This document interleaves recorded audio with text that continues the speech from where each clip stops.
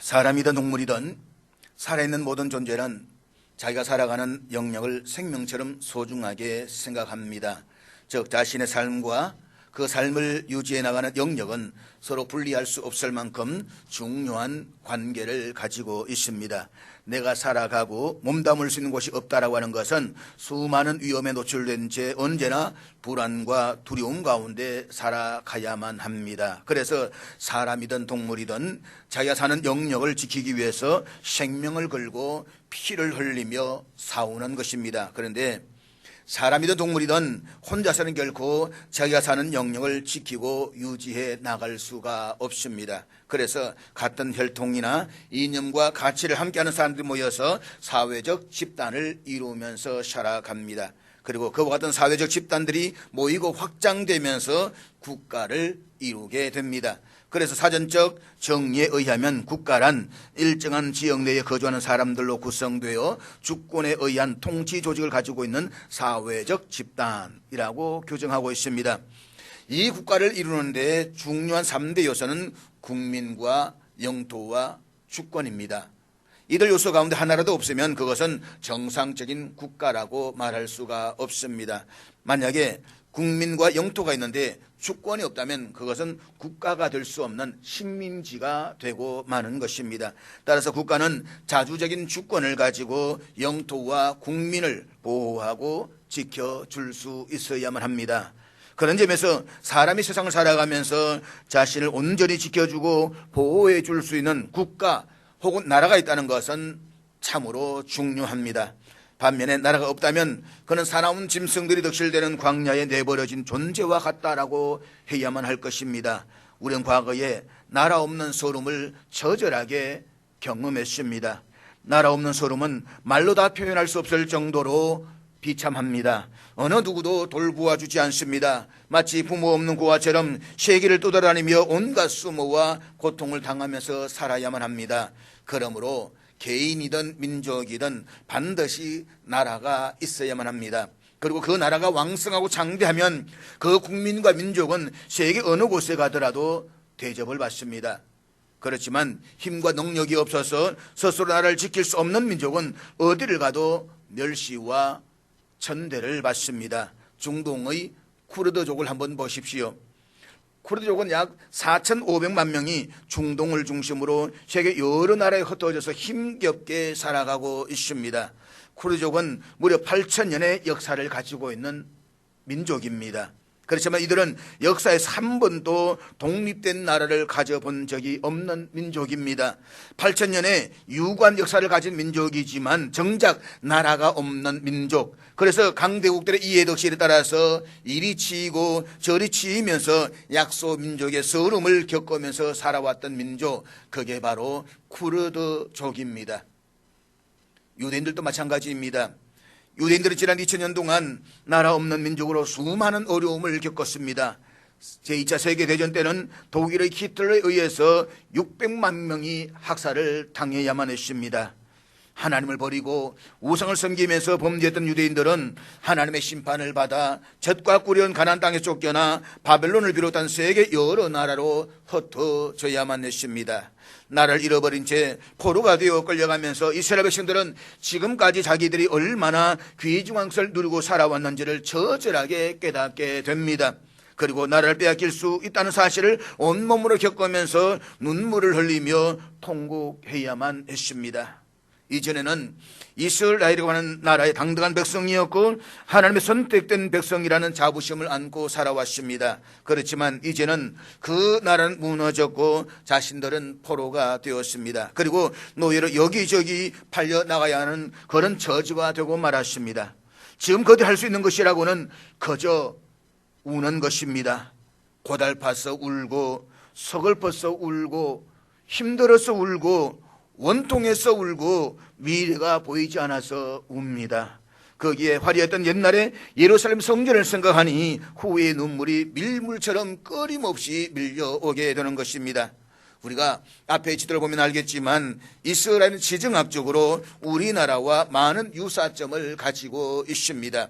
우리나라가 해상과 대륙을 잇는 반도의 위치에 있듯이 이스라엘은 유럽과 아시아와 아프리카 연결되는 지점에 위치해 있습니다. 그리고 지중해와 아라비아를 연결하는 교통의 요지에 위치해 있습니다.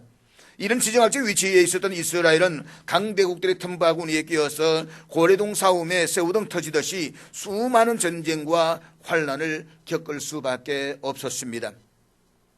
그런데 이스라엘은 애굽이나 아수르, 바벨론이라는 주변 나라들보다 더 강한 국력을 가지고 있을 때가 없었습니다.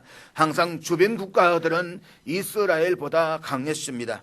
그런 불구하고 그들은 이스라엘을 침략했지만 무너뜨리지를 못했습니다. 이스라엘 함부로 대하지도 않았습니다. 그 이유는 하나님께서 이스라엘을 지켜주셨기 때문입니다.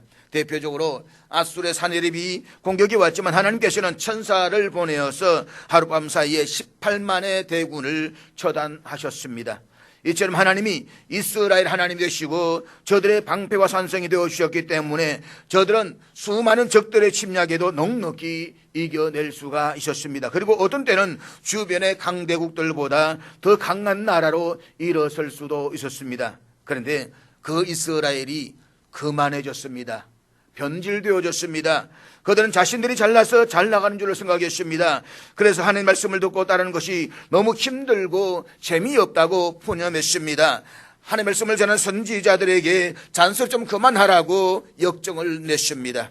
하나님께 제사하고 예배드리는 것을 대수롭지 않게 여겼습니다. 아니, 그들은 하나님께 제사를 드려준다라고 생색을 내면서 하나님을 섬겼습니다. 정작 자신들은 하나님의 백성답게 살지도 않으면서 하나님의 선택된 백성이라는 자만심으로 가득 차 있었습니다. 그들은 하나님의 은혜를 알지 못했고 하나님이 주신 복을 복이라고 감사하지도 않았습니다. 그 이스라엘이 결국에는 처참하게 무너졌습니다. 이유는 간단합니다. 그들이 하나님을 버렸기 때문입니다. 하나님은 너희가 나를 버렸으므로 나도 너희를 버렸다라고 말씀하시면서 그들을 떠나셨습니다. 결국 하나님이 그들을 지켜주지 않아서 망한 것입니다. 이 사실을 그들은 다 잃어버리고 나서야 깨달았습니다. 집도 잃고 고향도 잃고 나라도 잃고 바벨론의 포로가 되고서야 깨달았습니다. 그래서 그들은 바벨론 강가에 앉아서 통곡하며 후회한 것입니다. 그들 가운데는 다니엘도 있었습니다. 다니엘은 유다 귀족 가문의 출신으로 주전 605년 제1차 포로 때에 수많은 귀족들과 함께 바벨론으로 끌려갔습니다. 그런데 초기에 포로로 끌려갔던 많은 유다인들은 공포와 고통 중에서 자신의 신앙과 정체성에 대해서 갈등을 해야만 했습니다. 그것은 자신들이 하나님께 버림받았다는 생각 때문이었습니다. 그 시간이 지나면서 그들 가운데 다수는 하나님의 백성으로서의 긍지와 신앙적 정체성을 잃어버렸습니다. 그렇지만 다니엘은 자신의 영달과 안위를 제쳐두고 오직 여호와 절대 신앙의 순결과 지조를 우선하는 믿음의 삶을 살았습니다. 그로 인해서 그는 자신을 시기하는 사람들의 모함으로 극한의 시련을 당하기도 하였습니다. 그런데 우리가 잘 알듯이 다니엘은 기도의 사람입니다. 그는 나라 없는 서름과 핍박 속에서도 하나님께 기도하기를 중단하지 않았습니다. 그는 기도하는 가운데 지혜와 명철을 얻었습니다. 기도하는 가운데 힘을 얻었습니다. 그러나 그는 자신의 영달만을 위해서 기도하지 않았습니다. 그렇다면 다니엘이 하나님께 드린 기도의 내용은 무엇일까요? 그것은 나라를 잃어버린 이스라엘의 구원과 회복이었습니다. 다니엘은 대략 17세의 젊은 나이에 포로로 끌려와서 오랜 세월을 보내면서 나라를 잃은 서름과 고통이 얼마나 큰 것인가를 처절하게 깨달았습니다. 그렇기 때문에 그는 나라의 완전한 회복과 구원을 위해서 쉬지 않고 기도했던 것입니다. 그렇다면 다니엘이 이스라엘 민족의 구원과 회복을 위해서 드렸던 기도의 특징은 무엇입니까? 그리고 우리 민족의 구원과 회복을 위해서 우리는 어떤 기도를 드려야만 할까요? 첫째로 민족의 구원과 회복이라는 이 뜻을 정하고 절박하게 드린 기도였습니다.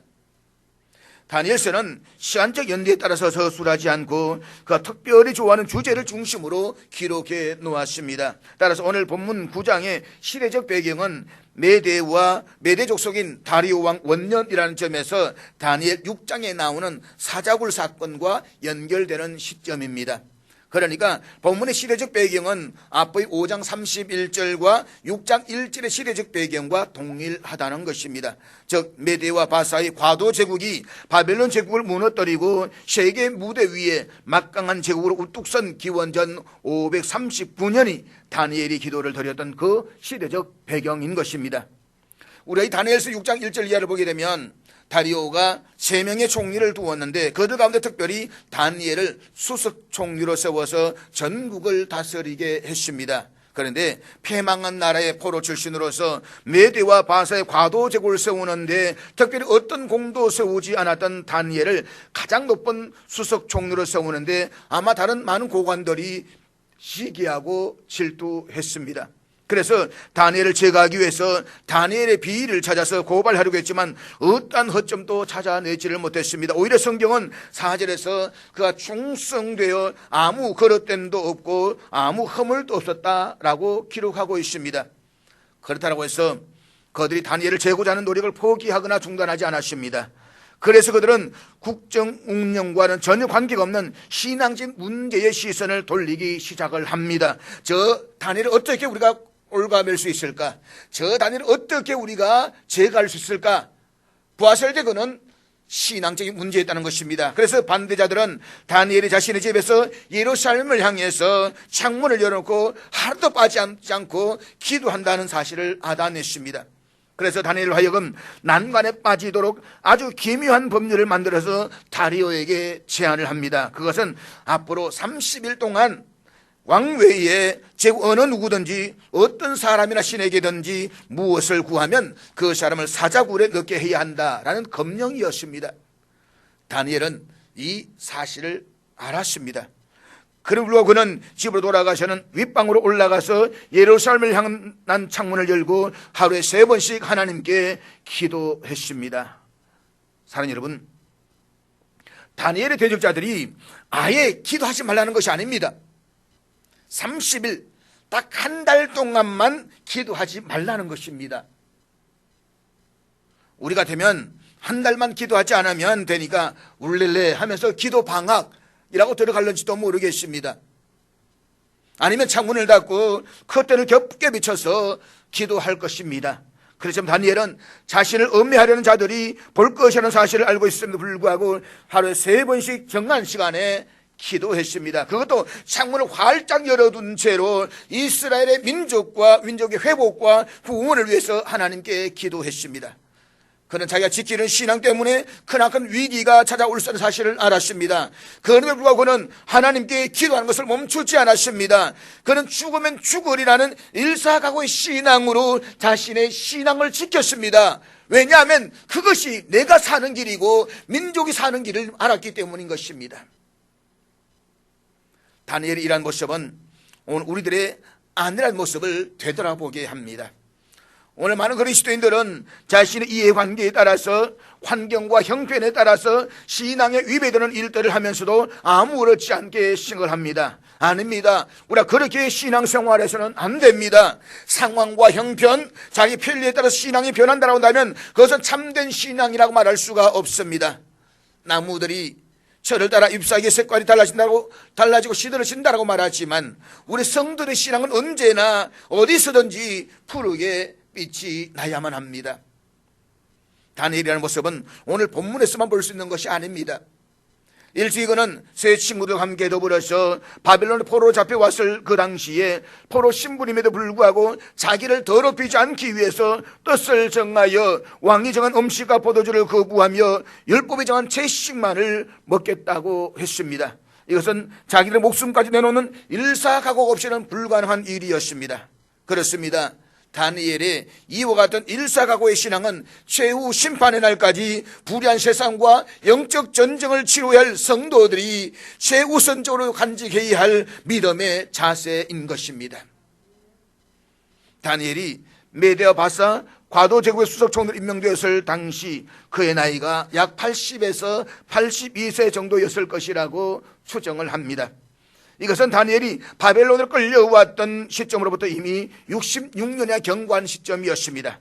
그런데 66년의 세월 동안 하루도 쉬지 않고 하루에 3번씩 예루살렘을 바라보며 이스라엘 민족의 회복과 구원을 위해서 기도했습니다. 다니엘은 하나님의 섭리 가운데 70년의 포로 생활이 끝나며 황폐함이 그친다는 예레미야서를 알고 있었습니다.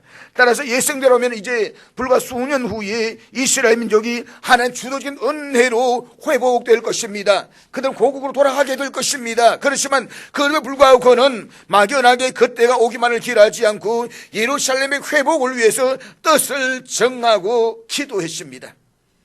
그가 그렇게 기도했던 것은 아무리 하나님께서 회복에 대한 확실한 약속을 주셨다라고 해도 그 모든 것이 자기 백성의 간절한 기도를 통해서 성취된다는 진리를 깨닫고 있었기 때문인 것입니다. 그렇습니다. 절대적으로 신실하신 하나님의 약속은 절대적으로 신실합니다. 그 약속은 절대로 변개될 수가 없습니다. 그러나 그럼에도 불구하고 우리는 하나님의 약속을 믿는 가운데 기도하기를 쉬지 말아야만 합니다. 그것은 그 일의 확실하고 순조로운 성취를 위해서 하나님께 은혜를 구하는 것입니다. 그러므로 우리도 다니엘처럼 어떤 유혹과 핍박에도 굴하지 않고 믿음 안에서 뜻을 정하고 절박한 심정으로 나라와 민족을 위해서 기도할 수가 있어야만 합니다. 하나님은 다니엘처럼 뜻을 정한 그 사람을 기뻐하십니다.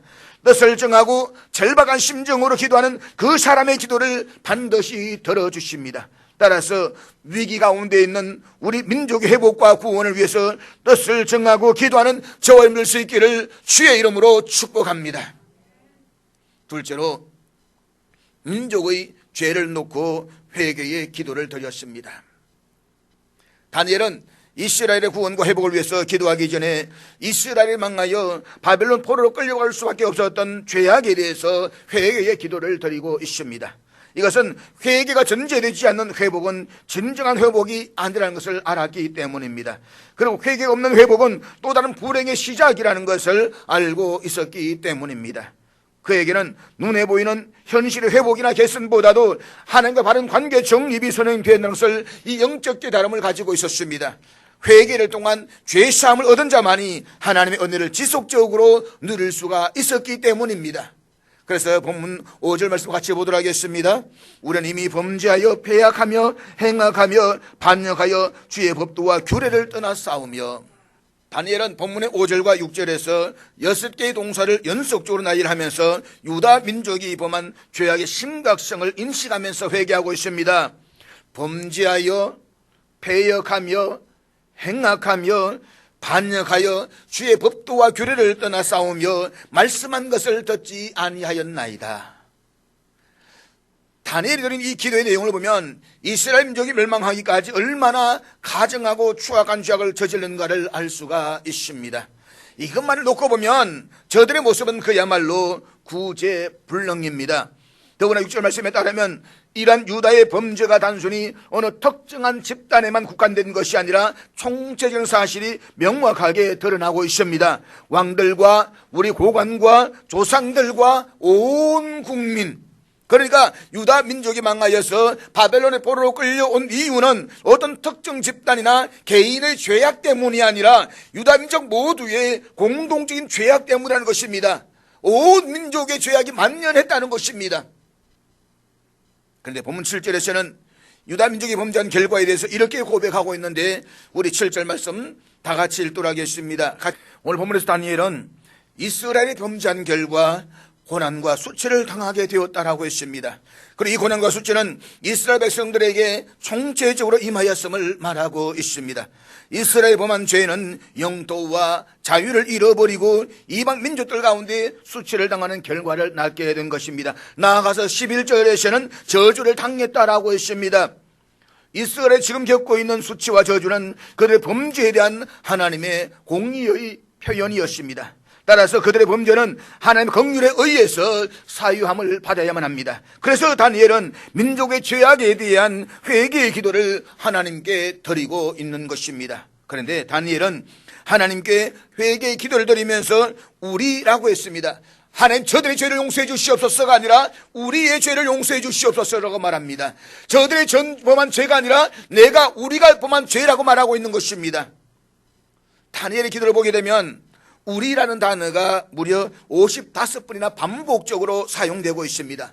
이것은 실로 다니엘이 자신과 민족을 따로 구별하지 않고 하나로 인식했다는 것을 보여주고 있는 것입니다. 앞에서 말씀을 드렸던 것처럼 이스라엘 민족은 하나님 앞에 가증하고 추악한 범죄를 저질렀습니다. 그 결과 하나님의 징계로 고난과 수치를 당하고 있습니다. 그런데 다니엘은 이처럼 사악한 죄악을 저지르지 않았습니다. 우리가 알듯이 다니엘은 거룩한 사람이었으며 의로운 사람이었습니다. 다니엘은 무수한 정적들이 그의 허물과 실수를 찾아내서 고발하려고 했지만 한 점의 허물이나 비리도 찾아낼 수가 없었습니다.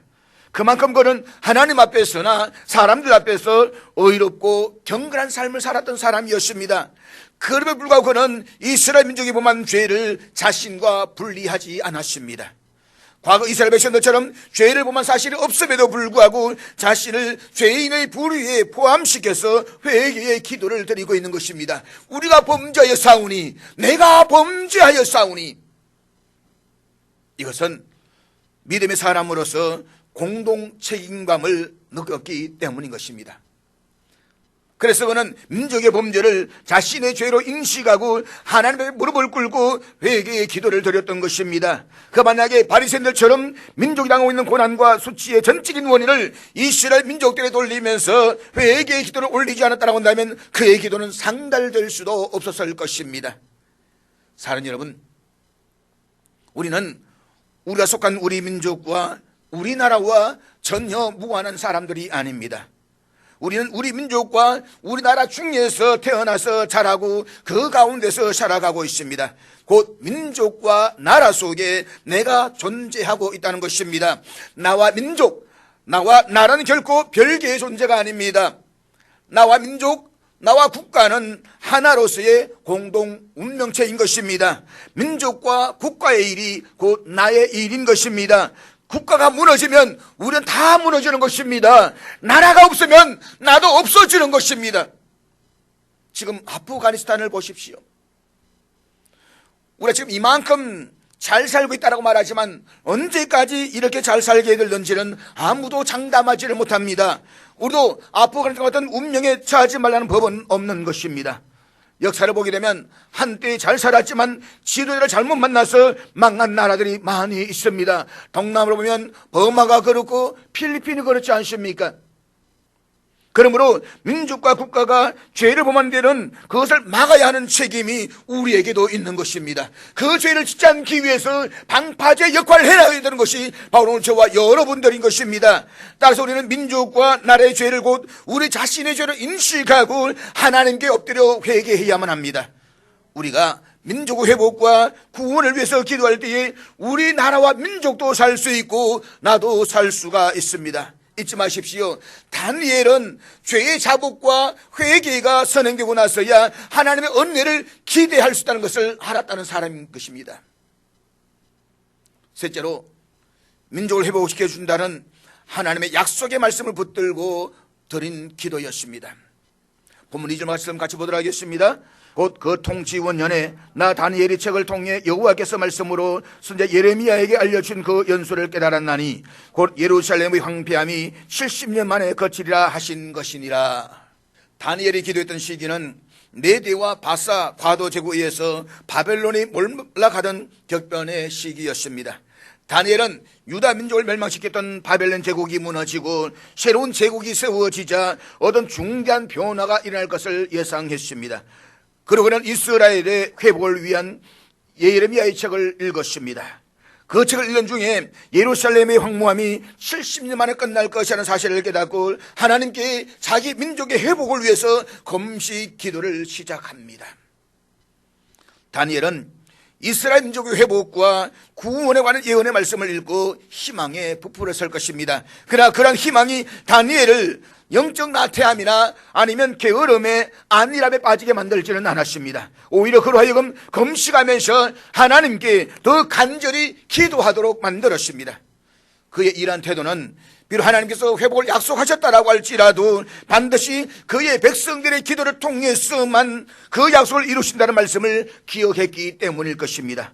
에스겔 36장 37절 말씀 우리 같이 보도록 하겠습니다.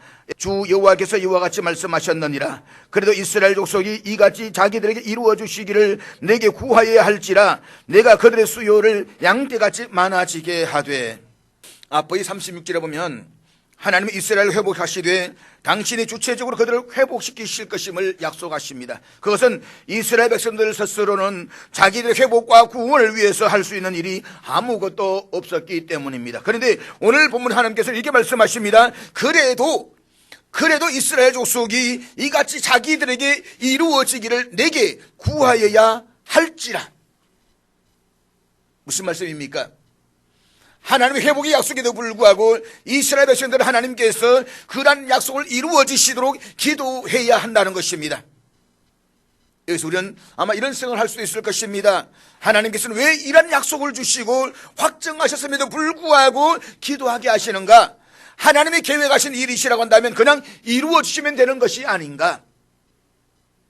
사랑하는 여러분, 하나님께서 이스라엘 백성들에게 약속을 주시고 그것을 이루어 주시도록 기도하게 하신 것은 이스라엘 백성들을 귀찮게 하기 위함이거나 아니면 그들에게 수고를 끼치기 위함에 있는 것이 아닙니다.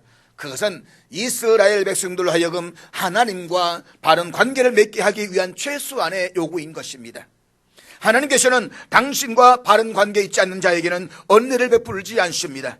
하나님께서 아무리 약속을 주셨다라고 해도 그 약속은 당신과 바른 관계 있는 자에게만 유효하다는 것입니다. 기도는 사람이 하나님과 바른 관계에 있음을 보여주는 바로미터입니다. 기도는 우리 성도들이 하나님의 약속에 대한 확신, 곧 믿음의 증거임과 동시에 하나님과 바른 관계에 있음을 보여주는 증거이기도 합니다. 하나님과 바른 관계에 있지 않는 사람은 절대로 하나님께 기도하지 않습니다. 기도는 하나님을 의지하고 하나님을 믿는 사람들만이 할 수가 있는 것입니다. 그렇기 때문에 하나님께서는 약속을 주시되 이스라엘 자손들로 하여금 그것이 이루어지도록 기도할 것을 요구하시는 것입니다. 더구나 여러분, 그냥 가만히 주어진다고 한다면 감동이 있습니까? 어떤 결과를 놓고 우리가 노력할 때에 아무런 노력도 하지 않았는데 어떤 결과가 주어졌다고 한다면 감동이 있겠습니까? 아무런 감동이 없습니다. 간절히 노력하고 몸부림치고 그래서 어떤 결과를 이루었을 때에 그 결과에서 우리는 감동할 수가 있는 것입니다. 우리가 정말 마음을 모으고 힘써서 기도할 때에 그 기도가 이루어졌을 때에는 그 감동은 이루 말할 수가 없는 것입니다. 그 하나님을 찬양할 수가 있는 것이고 하나님께 나아갈 수가 있는 것이고 하나님을 의지할 수가 있는 것입니다. 그래서 하나님은 우리에게 기도하라고 말씀하시는 것입니다. 잊지 마십시오. 하나님께서는 성도들의 기도를 통해서 역사하십니다. 그래서 하나님께서는 믿음 있는 곳에 역사를 하십니다. 그러므로 예수님은 이렇게 말씀하십니다. 구하라 그리하면 너희에게 주실 것이요 찾으라 그리하면 너희에게 찾아낼 것이요 문을 두드리라 그리하면 너희에게 열릴 것이니. 특이한 것은 다니엘서 전체에 여호와라고 하는 하나님의 이름이 오늘 본문 9장에서만 유일하게 사용되고 있다는 것입니다. 그것도 본문의 다니엘이 드린 기도에서만 8번이나 사용되고 있습니다.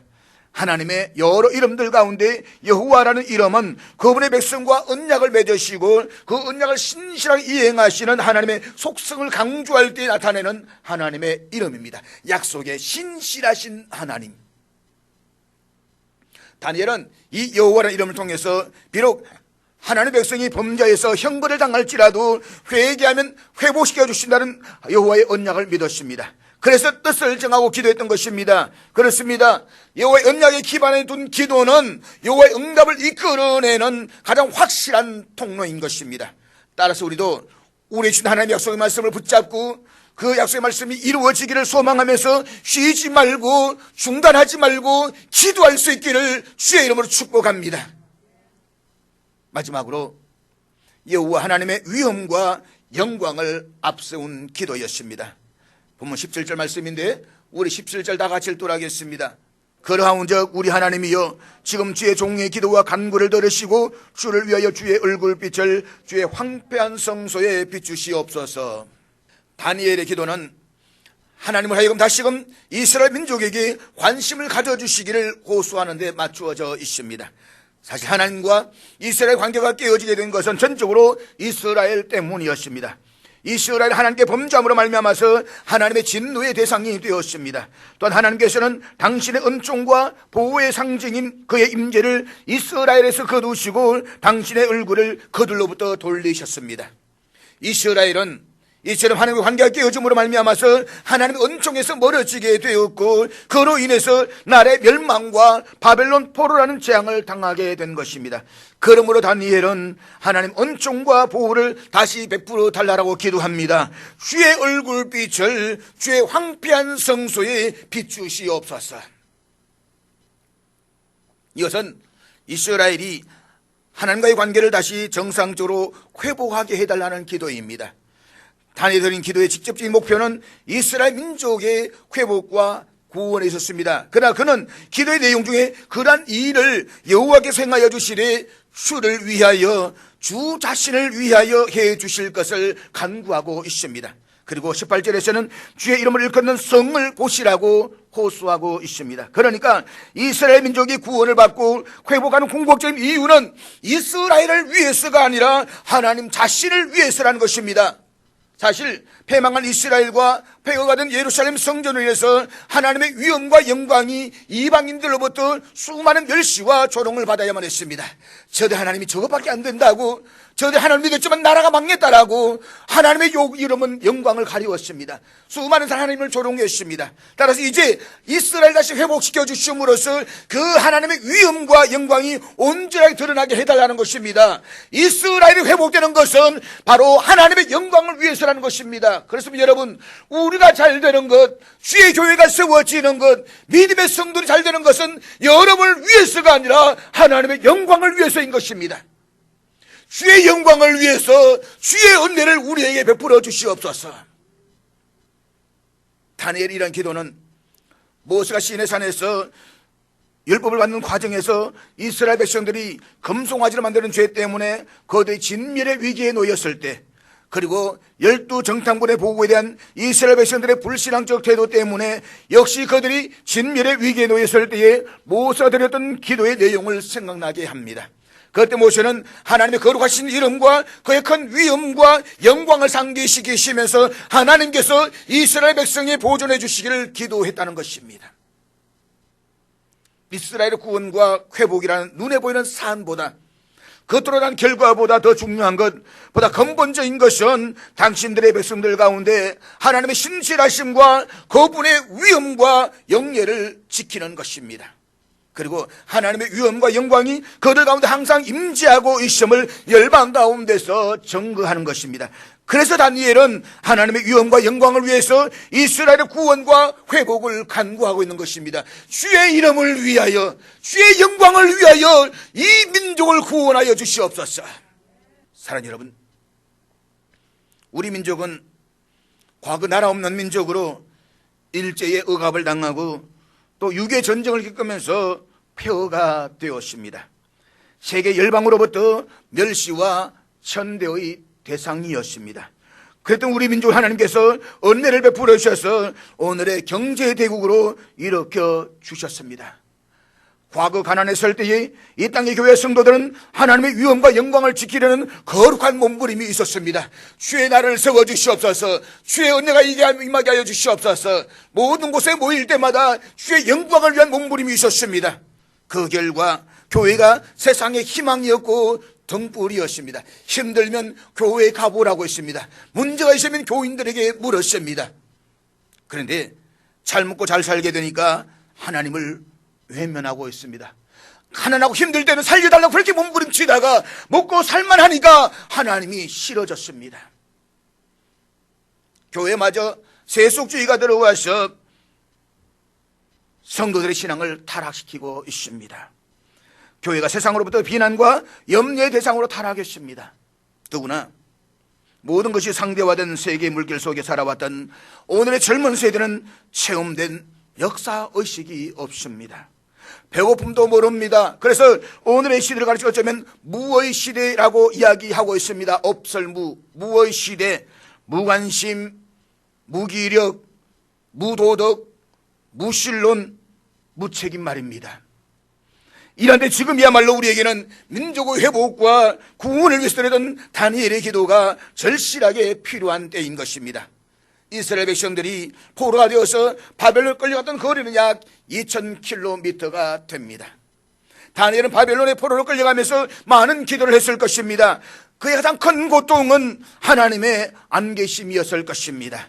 하나님은 예루살렘에 계신 줄 알았습니다. 하나님 우리를 버린 줄 알았습니다. 그렇지만 그는 하나님의 말씀을 붙잡고 기도하는 가운데 이겨냈습니다. 하나님이 우리와 함께 하신다. 하나님 역사 속에 계시는 하나님이시다. 여호와 하나님의 약속에 신실하신 하나님이시다. 그 말씀을 붙잡고 그는 기도했습니다. 그리고 70년의 세월 동안 하루도 쉬지 않고 이스라엘 민족의 회복과 구원을 위해서 기도했습니다. 우리도 때때로 기도할 때 하나님이 안 계신 것처럼 답답함을 느낄 때가 있습니다. 그렇지만 그럴 때라도 우리가 잊지 말아야 되는 것은 하나님의 말씀을 붙잡고 계속해서 기도해야 한다는 것입니다. 다니엘은 민족 회복과 구원의 뜻을 증하고 하루에 3번씩 기도를 했습니다. 비가 오나 눈이 오나 어떤 핍박 가운데서도 중단하지 않고 기도했습니다. 우리 믿음의 선배들도 민족 회복과 구원을 위해서 정말 기도를 많이 했습니다. 이 산 저 산 골짜기에서 찬이슬을 맞아가며 절박하게 기도했습니다. 하나님 이 나라를 살려주시옵소서. 내 가정을 세워주시옵소서. 우리 교회를 세워주시옵소서. 그는 눈물을 흘려가며 기도했습니다. 그런데 오늘 우리의 세대를 보십시오. 우리는 얼마나 엎드려 기도하십니까? 단식하고 염려는 하는데 기도는 하지 않습니다. 세상 사람들 만나고 놀러 다니는 시간은 있는데 기도할 시간은 없습니다. 그러나 사랑하는 여러분, 우리는 기도해야만 합니다. 지금이야말로 우리가 마음을 모아서 기도해야 할 때입니다. 자신의 영달을 위해서가 아니라 우리 민족, 우리 나라를 위해서 기도해야만 합니다. 기도해야 우리 민족이 살고 기도해야 우리 가정과 우리 교회가 일어나는 것입니다. 하나님께서는 기도하는 사람을 통해서 새로운 역사를 열어가십니다. 그러므로 우리 민족, 우리 살아가는 이 땅에 하나님의 위엄과 영광이 온전히 드러나기 위해서 또 교회가 다시 일어나 선교 사명을 감당하기 위해서 쉬지 않고 기도할 수 있는 저와 여러분 될 수 있기를 주의 이름으로 축복합니다.